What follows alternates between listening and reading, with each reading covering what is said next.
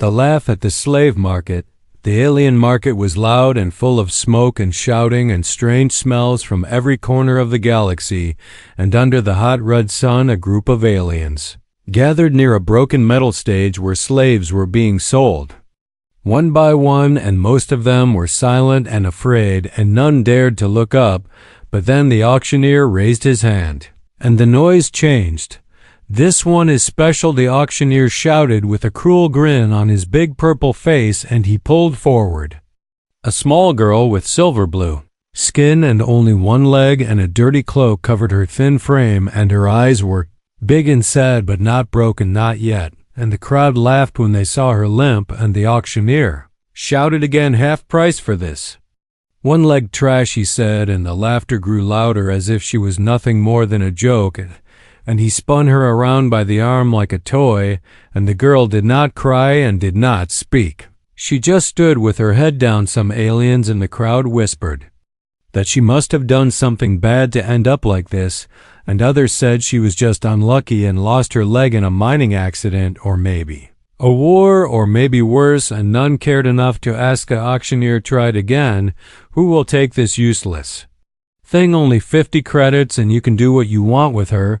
And more laughter followed, and someone threw a fruit at the girl and it hit her shoulder and she didn't move, but one figure stood at the back of the crowd, silent and still and different from the rest, and it was a human, and his name was Kyle, and he had seen many markets like this before on many planets, and still something about this girl made him stop and watch. He stepped forward slowly, and the crowd turned, and the auctioneer narrowed his eyes and said, "You want this?" And Kyle looked at the girl and nodded. Once the crowd went quiet, and even the auctioneer seemed surprised, and said, "Are you sure she's damaged and slow and brings bad luck and she won't last long, and you can't return her?" And Kyle said nothing and just pulled out a card and paid the credits. The chains were unlocked and the girl was pushed toward Kyle, and she nearly fell, but he caught her before she hit the ground and held her carefully like she mattered, and she looked up at him for the first time, and her eyes showed confusion, not fear, and not thanks, just confusion. Crowd watched them walk away, and no one laughed now, and the auctioneer shook his head and muttered, "Crazy human." Kyle said nothing to the girl as they walked through the narrow streets of the spaceport and past the spice stalls and the broken robots and the beggars with missing eyes, and she limped beside him trying to keep up, and he slowed his steps for her. Without saying anything, they reached a small rented room above a repair shop, and Kyle opened the door and helped her inside. And she looked around like it was too clean and too quiet, and he pointed to a seat, and she sat down slowly. Kyle opened a file food pack and gave her a steaming bowl of noodles, and she stared at it, and her hands shook as she touched it, and she looked at him again and asked softly why. Kyle leaned back in his chair and said, "You were the only one not crying." And she said, "I forgot how," and he gave her a small blanket and said, "You'll sleep here tonight, and we'll talk tomorrow." She ate in silence and kept looking at the door like someone might drag her back out, and her hands never stopped trembling, and when the bowl was empty she held it to her chest and whispered a name, her own, Namsura. That was the first time she said it in months, maybe even years, and Kyle nodded and repeated it. Once Sarash lay down on the small bed and pulled the blanket around her shoulders, and her body was still, but her eyes stayed open for a long time, and in the corner Kyle sat cleaning a small toolkit and didn't ask anything more. Outside the window, the city lights blinked in the smog, and in the shadows across the Cathay street a tall figure in black armor watched the window and pressed a button on a small device and said, "Found her," and then disappeared into the night inside the room. Sarah finally closed her eyes, and for the first time in a long time she didn't feel cold, and for the first time ever she wondered what it would feel like to be more than a broken slave, and maybe, just maybe, something better. And Kyle looked at her and thought, she's not trash, she's not junk, and he didn't know why he felt this way, but something told him this was the beginning of something big, something dangerous, and something worth fighting for. The first meal she didn't steal. The morning light came through the cracked window, and Sarah opened her eyes slowly, not sure where she was, and for a moment she thought it was a dream. But then she saw the blanket and the tiny heater in the corner and the bowl on the floor with a few noodles still stuck to it. And she sat up quickly, afraid someone would hit her for wasting food, but no one shouted, no one even moved. Kyle was gone, and the room was quiet, and her heart started to beat fast, and she limped toward the door thinking maybe she should run, maybe she should escape before he came back and changed his mind. But as she touched the door handle, it opened from the other side, and Kyle stood there with 2 hot food packs in his hands and a bag with clothes and tools. "You reawake," he said, and she nodded slowly and stepped back, and he handed her one of the packs, and she held it with both hands like it was treasure, and she didn't sit. She just stood there shaking until he pointed to the chair and said, "Sit and eat." She sat and opened the pack, and steam came out, and it smelled better than anything she had eaten in years, and she took small bites, afraid the food would disappear if she looked away, and Kyle just watched her quietly and drank from a metal cup and said nothing for a long time. After she finished every bit, she looked at him and asked softly, "What do you want from me?" And Kyle raised an eyebrow and said, "Nothing." Sarah didn't understand. She had never met anyone who gave something for free, and she asked again, "You don't want me to clean or dance or lie or anything?" And Kyle said, "No, you're not a slave anymore," and that word hit her harder than a whip, and she looked down and whispered, "I don't know what else I am." Kyle got up and placed the bag in front of her and said, "There's a change of clothes and a basic prosthetic inside. It's not pretty, but it works." And she slowly reached into the bag and pulled out a thin metal frame, shaped like a leg, and her fingers trembled as she held it. "You made this?" she asked, and he nodded. "Used to fix bots back on Mars. Now I fix people." And Sarah said, "I'm not people." And Kyle said, "You are now." She didn't know what to say, so she just sat with the leg in her lap staring at it, and Kyle got up and opened a box of tools and said, "I can help attach it if you want." And she looked up at him with eyes that were not afraid, just confused. They worked in silence, and he showed her how to wear it, how to balance, and how to stand, and she fell the first time and the second time, and by the third she stayed up for 3 seconds before falling again, and she laughed a little, just a tiny laugh that surprised her more than it surprised Kylie. "How we're not bad at this," he said, and she said, "You're lying." And he smiled and said, "Maybe a little," and she smiled too.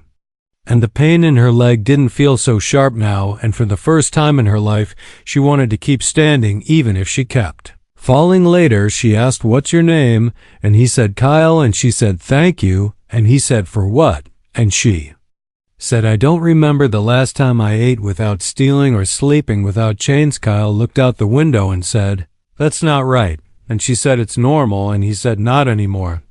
That night Sarah lay on the bed again, but she didn't stare at the door this time. She stared at the ceiling and thought about Kyle and the way he looked at her, not like a thing, not like a job, not like a burden, just like someone who wanted to help, and she couldn't understand why. She touched the new leg and felt the cold metal against her skin, and she whispered to herself, "Maybe I can walk again, maybe I can be someone again." But in the dark outside the room, 2 shadows stood on a nearby rooftop, and one of them whispered into a "Come there.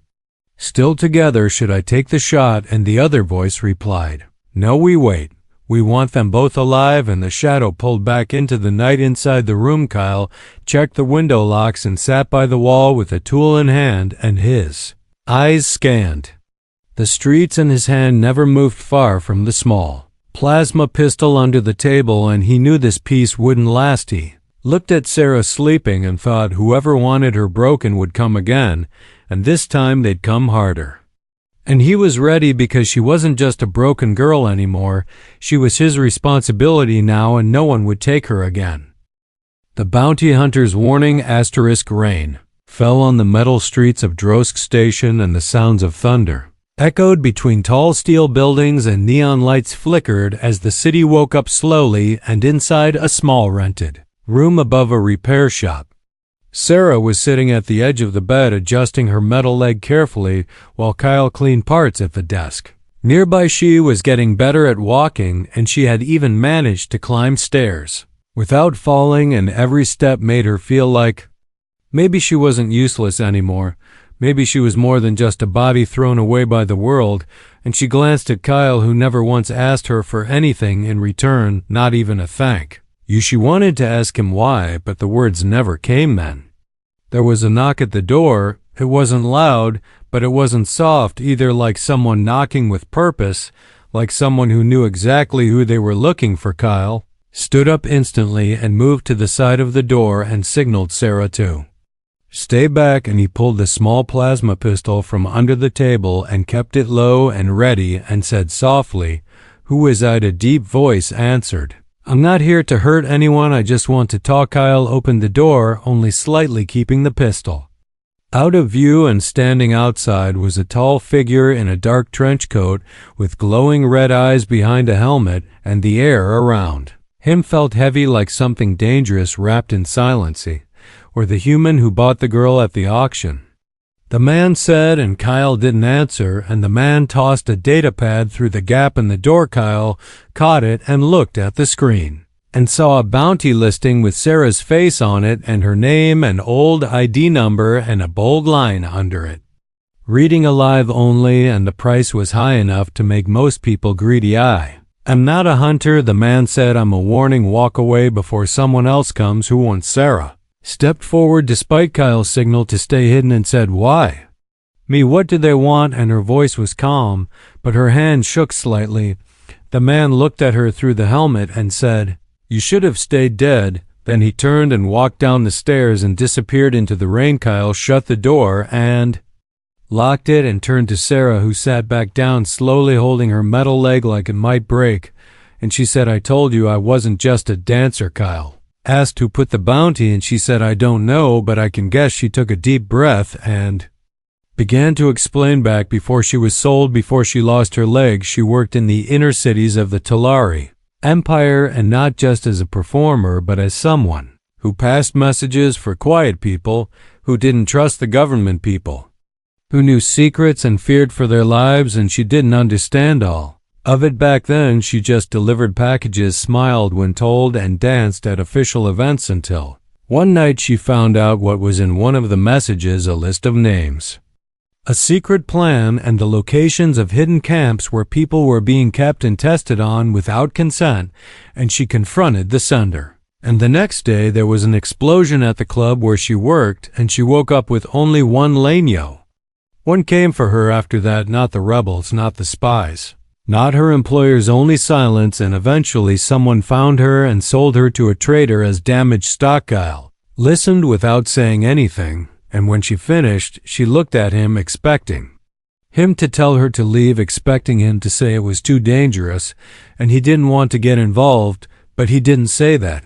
Picked up his pack and opened a hidden compartment, and pulled out a small encrypted communicator and said, "Then we find out who wants you dead, and we make sure they fail." Sarah stared at him. "What if I'm not worth it?" she asked, and he looked at her and said, "You are to me," and that was enough. That night they didn't sleep. Kyle taught Sarah how to hold a small stun blade and how to move with the metal leg during a fight, and she practiced quietly over and over again, falling and standing and falling again, until her sweat dripped on the floor and her arms ached. The rain outside turned to mist, and the city fell quiet, and from another rooftop someone watched their window and sent a signal, and a voice on the other end replied, "Prepare to intercept. We want her alive, and we want the human gone." But inside the room, Sarah looked at her reflection in the broken mirror and whispered, "I'm done running." And Kyle loaded his pistol and said, "Good, because we're just getting started." *1 leg. 2 enemies. The city of Drosk Station buzzed under cloudy skies, and neon lights flashed across every wall, and the streets were filled with aliens from 100 worlds, all moving fast, never looking back. And in the middle of this chaos, Kyle and Sarah moved carefully through the crowd. Sarah wore a long coat to hide her leg and a hood to cover her face, and Kyle kept his hand close to his belt where his hidden weapon sat ready. And they didn't speak much, but they moved like people with purpose, like people who knew danger could come from any corner. "We're headed to a market on the lower levels, not for food or tools, but for a name, a place, anything that could lead them to whoever had put the bounty on Sarah's head, and Kyle had contacted an old smuggler friend who agreed to meet them near a stall that sold parts for outdated fighter ships. Market was loud with alien music and strange smells and bright flashes from floating signs, and Sarah tried not to limp too much, and she kept her hand resting on the hilt of the stun blade Kyle had given her. Smuggler was already waiting a short alien with a beak instead of a mouth and eyes like glass, and when he saw Kyle, he made a short clicking sound and said, "You're crazy for being here with her. There's heat on you both," Kyle replied. "Just give us the info." The smuggler handed over a chip and said, "This has movement records, fake IDs, and a safe house location. Someone from the Resistance wants to talk to her." And before Kyle could ask who, two masked figures dropped from above, landing between the stalls with blasters pointed straight at them. "Target acquired," one of them shouted, and the crowd screamed and scattered as the attackers rushed forward. And Kyle grabbed Sarah and pulled her behind a broken vendor cart as blaster fire hit metal and sparks flew. The smuggler ran screaming and disappeared, and Kyle fired twice from his plasma pistol, hitting one attacker in the shoulder, but the armor took most of the shot and they kept coming. And Sarah crouched low and gripped her stun blade tight. One of the masked enemies jumped over the cart swinging a plasma stick, but Sarah rolled to the side and kicked out with her metal leg, hitting the attacker hard in the chest, and he stumbled back, and she stood quickly, breathing hard but steady. Kyle took down the second attacker with a close shot to the helmet, and the mask cracked open, revealing a cybernetic face underneath, and the machine eyes locked onto Sarah and said, "You're not supposed to be alive," and she shouted, "Then maybe you should run," and drove her stun blade deep into its neck. The body twitched and collapsed, and Kyle grabbed her arm and pulled her into an alley as more shouts echoed behind them, and backup began to arrive, and they ran down dark tunnels, past leaking pipes and broken lights, and finally burst out into a narrow corridor. Behind a closed bar, Sarah was panting hard, and her leg was shaking, but she was still standing, and she looked at Kyle and said, "That's twice now I fought back and lived." And Kyle said, "You're stronger than they think." They entered the bar and took a seat at the far end near the wall and ordered a drink just to look normal. And Kyle plugged the chip into his datapad, and a small map opened showing the location of a building on the far side of the city with a Resistance mark stamped on it. Sarah leaned forward and said, "I know that symbol. I thought they were gone." And Kyle said, "Maybe they were waiting for you." She looked at her hands and whispered, "I used to dance on a golden stage. Now I fight for every breath." And Kyle said, "You haven't lost anything. You just changed the stage." She looked up and smiled weakly, but behind her smile was something deeper, something growing inside her like fire. Later that night, they reached the safe house and knocked 3 times. Then 2, then 1, and a small panel opened, and a green-skinned woman with sharp eyes stared out and said, "Password." And Kyle said, "I brought the broken girl," and the door clicked open. Inside was a room filled with tech and screens and maps of the galaxy, and one wall covered with photos of missing people and destroyed cities. And the woman stepped forward and stared at Sarah and said, "You really serve of it." Sarah said, "I'm not done yet." The woman smiled and said, "Then come in, we've been waiting for you." And in that moment, Sarah realized she wasn't just running anymore, she was fighting back. And she wasn't alone, but in the dark outside, a shadow watched through a lens and whispered, "They've made contact with the rebels. Prepare the purge." Inside the safe house, Kyle loaded a new power cell into his pistol and looked at Sarah and said, "You ready?" And she said, "I was born ready." And this time her leg didn't feel like a weakness, it felt like a weapon. The rebels' message asterisk.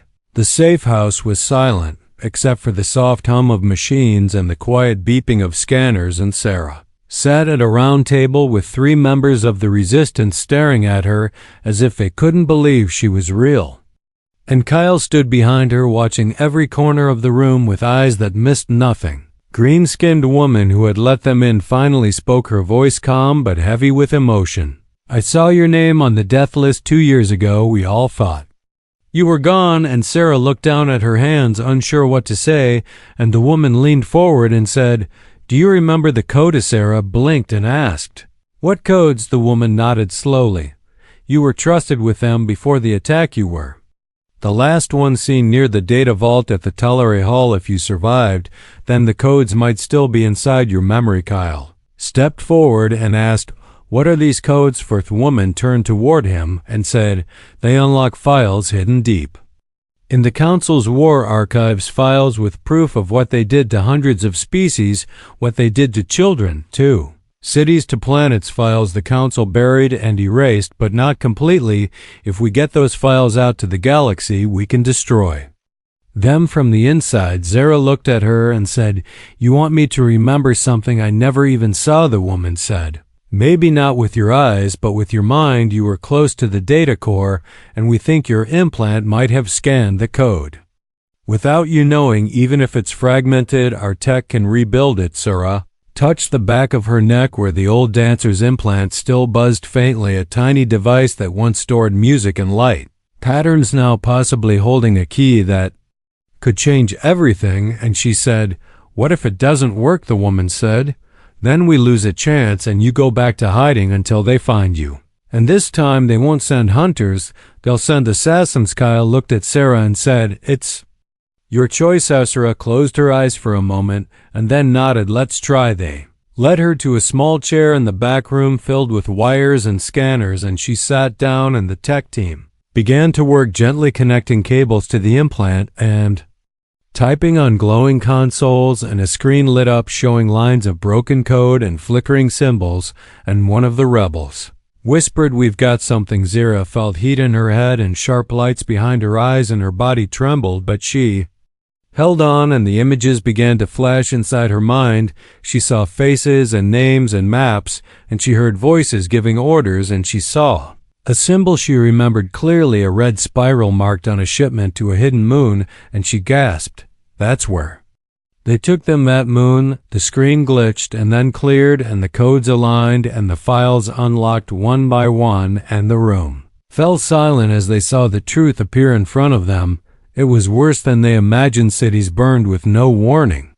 Children tested for weapons programs, planets poisoned for resource testing, and entire species wiped out and blamed on natural disasters, all recorded with timestamps and signatures from the highest council members. Kyle stepped back and stared at the screen with a clenched jaw, and Sarah covered her mouth with her hand as tears filled her eyes, and she said, "I was dancing on their stage while they were doing this," the green-skinned woman said. "You weren't one of them, you were a witness. And now you're a voice, and with this you can end them." The team copied the files to multiple drives and prepped them for a galaxy-wide broadcast through the underground network, and Kyle turned to Sarah and said, "Once this goes out, they'll come after us with everything they've got." Sarah said, "Then we hit first and hit hard." Safe House was suddenly full of movement as rebels loaded weapons and packed gear, and the woman handed Sarah a small comm and said, "When the signal goes love, we need 5 minutes of protection. After that, the truth will be free and no one can stop it." Sarah nodded and held the device close to her chest, and for the first time in years, she felt strong, not because she was healed or whole, but because she had purpose. Later that night on a rooftop under a steel sky, Kyle stood next to her and said, "You sure about this?" And she said, "I died once already. This time I choose how I live." He smiled faintly and said, "You're not the girl from the auction anymore." And she looked at him and said, "And you're not just a traveler." They stood together in the cold wind waiting for the signal, and far above them the old council towers blinked with false light, unaware that their time was running out. And in the shadows, someone watched again, someone who realized too late that the broken girl with one leg had become something far more dangerous, a symbol that couldn't be silenced, the broadcast that shook a system. The signal tower stood tall on the edge of the city like a silent giant reaching into the clouds, and Kyle drove the stolen hoverbike fast through the lower tunnels with Sarah holding tightly behind him, and her fingers clutched the small data drive that held the truth that could shatter empires. They didn't speak much during the ride because they knew what they were about to do would change everything, and maybe end everything too. And the sky above was dark with smoke, and the news channels were already talking about strange movement in the outer zones, but no one knew yet what was coming. When they reached the tower, a rebel team was already waiting near the base, hiding behind old cargo crates with weapons drawn, and one of them gave a short nod when Kyle approached and said, "You got the drive?" And Sarah held it up without a word. The team leader pointed up toward the tower's roof and said, "Transmitters up there still intact, but they're guarding it. We count at least 6 council soldiers, maybe more snipers on the opposite building and drones in the air." Kyle looked at Sarah and asked, "Ready?" And she said, "Born ready." Team moved fast through the side entrance and up a narrow maintenance shaft, climbing stairs and crawling through wires while Kyle watched every corner and Sarah gripped her stun blade with both hands. They reached the control room just below the roof, and Kyle peeked through the broken window and saw the guards standing near the satellite dish, scanning the sky and laughing like they had nothing to fear. And then Kyle looked at Sarah and said, "When we move, we don't stop." Sarah nodded and her leg clicked softly as she stood, and the team leader counted down with fingers 3, 2. When they burst through the door and chaos followed, and Kyle fired first, hitting one guard in the chest while Sarah ducked low and slashed another across the knee, and blaster fire lit the roof like lightning, and the rebels moved like fire from cover to cover, taking down one enemy at a time. A drone flew down and sprayed the air with heat rounds, but Sarah grabbed a fallen rifle and shot it once right through the lens, and it spun into the antenna and exploded. And Kyle shouted, "Go, go, go!" Sarah rushed to the console at the center of the roof and slammed the data drive into the port, and the screen blinked once, twice, and then words appeared, "Uploading," and a timer began. 5 minutes. Yelled, "We have to hold 5 minutes," and Kyle took position behind a crate, firing at the last 2 soldiers near the edge, and one of them hit him in the shoulder, but he stayed standing, and Sarah screamed, "Kyle," and he said, "Just a scratch." Timer hit 3 minutes, and a new sound filled the air, the roar of council gunships coming fast through the smoke. And one of the rebels cursed and said, "They're early," and Sarah looked up and shouted, "Cover the drive no matter what."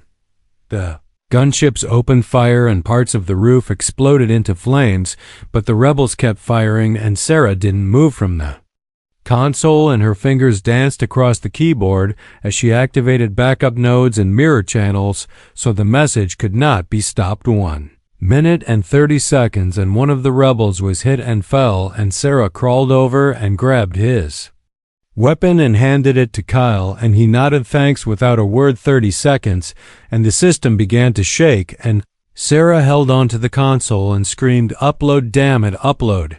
The timer hit 0, and a blue light flashed across the sky from that rooftop, across 100 satellites, across 1,000 screens, across every major network in the galaxy. The files went live: videos, images, documents, voices, faces, dates, proof of war crimes, torture, forced disappearances, poisoned cities, illegal testing on alien children, truth that could not be ignored. Every home, every ship, every base, every station got the same broadcast, and for the first time in decades the galaxy stopped and listened. Gasped on the rooftop, Sarah fell back, breathing hard and bleeding from her arm, but smiling through the pain, and Kyle helped her sit and said, "You did it," and she said, "We did it." The gunship stopped firing and hovered in place, confused and silent, as their own screens inside the cockpit showed the files. 2, and one of them slowly turned and flew away, and another followed. The rebels stood stunned and quiet, and then one began to laugh, and then another, and soon they were cheering, and Sarah looked out over the city and whispered, "They'll come for us now." And Kyle said, "Let them, we already won." Far away in the council's highest chamber, alarms rang and lights flashed, and leaders screamed into broken comms, but none of their lies could stop the truth now, and none of their threats could erase what the galaxy had seen. And in that moment, the girl who once stood on a slave block with one leg and no hope had become something bigger. She had become the voice of justice, and the galaxy would never forget her name again. The girl who wasn't junk. The tower was quiet now, and smoke still drifted across the broken rooftop where rebels stood like statues watching the sky, and Sarah sat near the console, breathing slow and steady, while Kyle wrapped her arm with a strip of cloth torn from his own jacket, and they said nothing for a long time because no words could match what had just happened across. The galaxy cities were in chaos, but it was a new kind of chaos, the kind that came after waking from a long nightmare.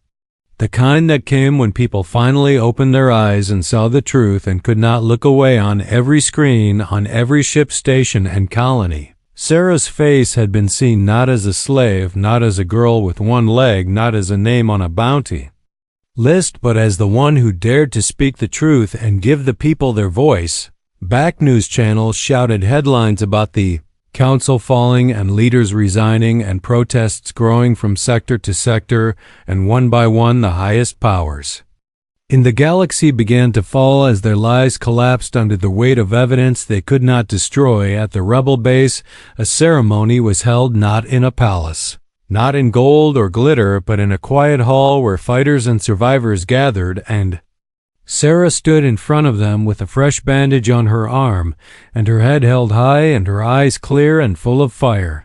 Green-skinned rebel woman stepped forward and held out a simple badge, a metal circle with the mark of the new Unity Alliance, and said, "You're not a witness anymore, you're a leader." And Sarah looked at Kyle, who stood at the back of the room with a small smile, and she reached out and took the badge. The room erupted in cheers, and for the first time she didn't lower her head. She stood tall, even on one leg, even with scars, even with pain, and she felt the weight of the past fall off her shoulders like chains that no longer mattered. Later that night, she sat beside Kyle near a small fire outside the base and looked up at the stars and said, "I thought I would die in that market with chains on my wrist and nothing in my future." And Kyle said, "I thought I was just passing through. I didn't plan to stay." She looked at him and asked, "Why did you stop?" And he looked back and said, "Because when I saw you standing there, they laughed and you didn't cry, and I saw something worth fighting for." Sarah smiled and leaned back on her hands and said, "Funny, they sold me for half price." And Kyle laughed softly and said, "Worst deal they ever made." In the days that followed, Sarah became a voice not just in rebel halls, but across systems. She gave interviews to neutral networks, she spoke to survivors and comforted the broken, and warned the powerful that silence was no longer protection. And everywhere she went, people remembered the girl who once stood on a rusted auction block with no one beside her and a missing leg, and now walked proudly into the halls of power with rebels and humans and aliens by her side. Her prosthetic leg was upgraded with polished steel and deep blue plating, and Kyle gave her a custom setting that lit up softly with each step like starlight on water, and she walked without hiding it because it was part of her journey, not her shame. One day, Sarah visited a planet where a memorial was built, a statue of a young girl with one leg standing tall on a broken stage, with chains falling from her hands, and people from many species stood around it laying flowers and candles, and she touched the base gently and whispered, "For all the ones who never got off the platform, this is for you." Kyle stood beside her with his arms crossed and said, "Ready to go?" And she nodded and turned away from the past, not to forget it, but to honor it. Before they left, a small alien child with tiny horns walked up to Sarah holding a drawing and said, "Are you the girl from the story?" And Sarah knelt down and said, "I was." And the child gave her the picture and whispered, "You're my hero." Sarah looked at Kyle and said, "I think I finally understand what worth really means." And he said, "It means you're not for sale anymore." As they walked away toward their next journey, the stars above seemed brighter, and the road ahead full of danger, but also full of hope, because Sarah was no longer just a dancer, no longer a tool, no longer a broken thing to be owned. She was the proof that even the forgotten can rise and even the cast out can lead. She was the girl who wasn't junk, she was the girl who changed a galaxy.